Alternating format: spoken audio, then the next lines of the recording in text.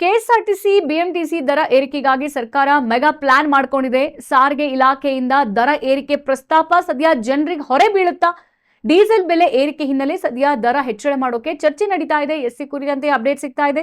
ಮುಂದಿನ ಸಚಿವ ಸಂಪುಟದಲ್ಲಿ ಮಹತ್ವದ ನಿರ್ಧಾರ ಸಾಧ್ಯತೆ ಅಂತ ಹೇಳಲಾಗ್ತಿದೆ. ಕೆಎಸ್ಆರ್ಟಿಸಿ ಬಿಎಂಟಿಸಿ ದರ ಏರಿಕೆಗಾಗಿ ಸರ್ಕಾರ ಮೆಗಾ ಪ್ಲಾನ್ ಮಾಡ್ಕೊಂಡಿದೆ. ಸದ್ಯ ಸಾರಿಗೆ ಇಲಾಖೆಯಿಂದ ದರ ಏರಿಕೆ ಪ್ರಸ್ತಾಪಕ್ಕೆ ಇದು ಜನರಿಗೆ ಹೊರೆ ಬೀಳುತ್ತಾ ಅನ್ನುವಂಥದ್ದು ಪ್ರಶ್ನೆ. ಯಾಕಂತಂದ್ರೆ ಸದ್ಯ ಡೀಸೆಲ್ ಬೆಲೆ ಏರಿಕೆ ಆಗಿರೋದ್ರಿಂದ ಈಗ ದರ ಹೆಚ್ಚಳ ಕೂಡ ಚರ್ಚೆ ನಡೀತಾ ಇದೆ.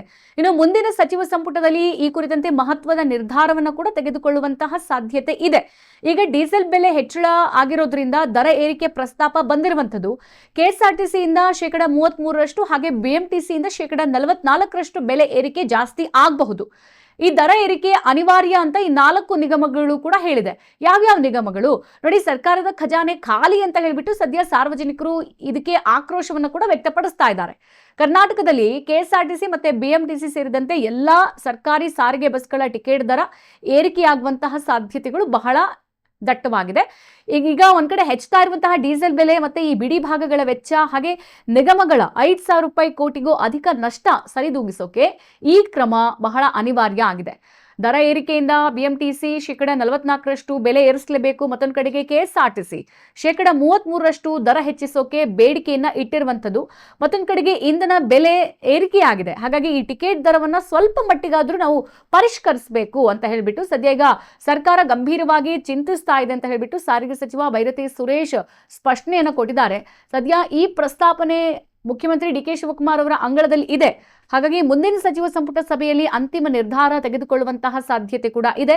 ಸದ್ಯ ರಾಜ್ಯದಲ್ಲಿ ಸಾರ್ವಜನಿಕ ಸಾರಿಗೆಯನ್ನ ಆಶ್ರಯಿಸಿರುವಂತಹ ಜನಸಾಮಾನ್ಯರ ಜೇಬಿಗೆ ಈಗ ಮತ್ತೊಮ್ಮೆ ಕತ್ತರಿ ಬೀಳೋದು ಬಹುತೇಕ ಪಕ್ಕ ಅಂತ ಹೇಳಲಾಗ್ತಾ ಇದೆ. ಹಾಗಾಗಿ ಈ ಕೆಎಸ್ಆರ್ಟಿಸಿ ಹಾಗೆ ಬಿಎಂಟಿಸಿ ಸೇರಿದಂತೆ ರಾಜ್ಯದ 4 ಸಾರಿಗೆ ನಿಗಮಗಳು ತೀವ್ರ ಆರ್ಥಿಕ ನಷ್ಟದಿಂದ ಹೊರಬರೋಕೆ ಸದ್ಯ ಬಸ್ ಟಿಕೆಟ್ ದರವನ್ನ ಭಾರಿ ಪ್ರಮಾಣದಲ್ಲಿ ಹೆಚ್ಚಳ ಮಾಡೋಕೆ ಮುಖ್ಯಮಂತ್ರಿಗಳಿಗೆ ಅಧಿಕೃತ ಪ್ರಸ್ತಾವನೆಯನ್ನ ಸಲ್ಲಿಸಿದೆ. ಈಗಾಗಲೇ ಮುಖ್ಯಮಂತ್ರಿಗಳು ಕೂಡ ಈ ಕುರಿತು ವರದಿ ಸಲ್ಲಿಸುವಂತೆ ಸೂಚನೆ ನೀಡಿರೋದ್ರಿಂದ ಸಾರಿಗೆ ದರ ಏರಿಕೆಯಾಗೋದು ಬಹುತೇಕ ಖಚಿತ ಅಂತ ಹೇಳಲಾಗ್ತಾ ಇದೆ. ಒಂದ್ ವೇಳೆ ಇದು ನಿತ್ಯ ಪ್ರಯಾಣಿಸುವ ಸಾರ್ವಜನಿಕರಲ್ಲಿ ಸದ್ಯ ಈಗ ತೀವ್ರ ಅಸಮಾಧಾನ ಮೂಡಿಸಿದೆ. ಸದ್ಯ ಗಮನಿಸಿದೀವಿ, ಫ್ರೀ ಬಸ್ ಅಂತ ಏನ್ ಬಂತು, ಈಗ ಎಲ್ಲಾ ಮಹಿಳೆಯರು ಕೂಡ ಟ್ರಾವೆಲ್ ಮಾಡ್ತಾರೆ. ಅದು ಕೆಎಸ್ಆರ್ಟಿಸಿ ಆಗಿರ್ಬೋದು, ಬಿಎಂಟಿಸಿ ಆಗಿರ್ಬೋದು. ಒಂದ್ ಕಡೆಗೆ ಇದು ಕೂಡ ನಷ್ಟನೇ ಅಂತ ಹೇಳ್ಬೋದು. ಸದ್ಯ ಇವರು ಉತ್ತರ ಕೊಡ್ತಾ ಇರೋದೇನು, ಈಗ ಡೀಸೆಲ್ ಬೆಲೆ ಜಾಸ್ತಿ ಆಗಿದೆ, ಹಾಗಾಗಿ ನಾವು ಟಿಕೆಟ್ ದರ ಜಾಸ್ತಿ ಮಾಡಲೇಬೇಕು, ಅನಿವಾರ್ಯ ಅಂತ ಹೇಳ್ಬಿಟ್ಟು ಈಗ ಬೈರತಿ ಸುರೇಶ್ ಸ್ಪಷ್ಟಪಡಿಸಿದ್ದಾರೆ, ಸಾರಿಗೆ ಸಚಿವ. ಸೊ ಇದನ್ನ ಜನಸಾಮಾನ್ಯರು ಹೆಂಗೆ ಗಮನಕ್ಕೆ ತಗೊಳ್ತಾರೆ ನೋಡಿ, ಇಂಧನ ಬೆಲೆ ಜಾಸ್ತಿ ಆಗಿದೆ, ಹಾಗಾಗಿ ಟಿಕೆಟ್ ದರ ನಾವು ಸ್ವಲ್ಪ ಮಟ್ಟಿಗಾದ್ರೂ ಏರಿಸಬೇಕು ಅಂತ ಹೇಳಿ ಸರ್ಕಾರ ಗಂಭೀರವಾಗಿ ಯೋಚನೆ ಮಾಡ್ತಾ ಇದೆ ಅಂತ ಹೇಳಿದ್ದಾರೆ.